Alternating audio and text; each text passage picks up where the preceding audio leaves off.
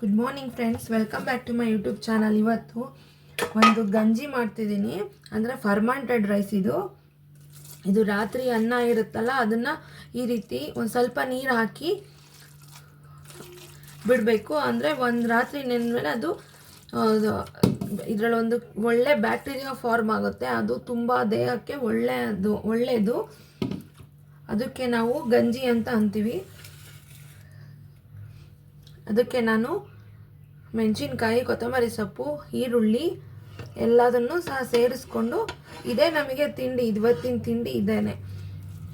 ನೀವು ಅವಾಗವಾಗ ಈ ಥರ ಮಾಡ್ಕೊಂಡು ತಿಂತೀರಿ, ತುಂಬಾ ಒಳ್ಳೆಯದು. ಆ್ಯಂಡ್ ಮೊಸರು ಇದೆಲ್ಲ ಸೇರಿಸಿ ಕಲಿಸ್ಕೋಬೇಕು ಅಷ್ಟೇ. ತುಂಬ ರುಚಿಕರವಾದಂಥ ಪ್ರೋಬಯೋಟಿಕ್ ಅಂಶ ಇರುತ್ತೆ ಇದರಲ್ಲಿ ಜಾಸ್ತಿ. ಇದು ದೇಹಕ್ಕೆ ತಂಪು ಸಹ, ಮತ್ತು ಡಯಟ್ ಮಾಡೋರಿಗೆ ತುಂಬಾ ಒಳ್ಳೆಯದಿದು, ವೆಯ್ಟ್ ಲಾಸ್ನವ್ರಿಗೂ.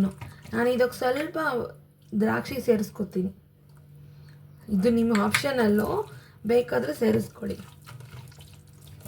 ನೋಡಿ, ಮಡಕೆಯಲ್ಲಿ ಹಾಕಬೇಕು ಅನ್ನನ, ಅವಾಗ ಇನ್ನೂ ತುಂಬ ಒಳ್ಳೆಯದು, ಅದರ ಅಂಶ ಇನ್ನೂ ಚೆನ್ನಾಗಿ ಬಿಟ್ಕೊಳ್ಳುತ್ತೆ. ನೋಡಿ, ಆಯಿತು. ಇದಕ್ಕೆ ನಾನು ಸ್ವಲ್ಪ ಒಗ್ಗರಣೆ ಹಾಕ್ಕೊಂಡಿದ್ದೀನಿ. ಕಡಲೆಬೇಳೆ, ಸಾಸಿವೆ, ಕರಿಬೇವಿನ ಸೊಪ್ಪು 3 ಸೇರಿಸಿ ಒಗ್ಗರಣೆ ಹಾಕ್ಕೊಂಡಿದ್ದೀನಿ.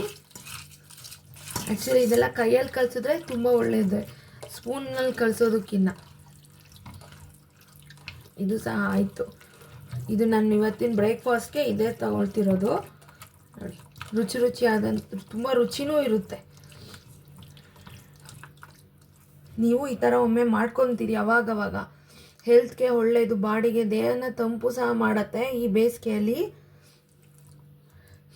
Thank you for watching my channel.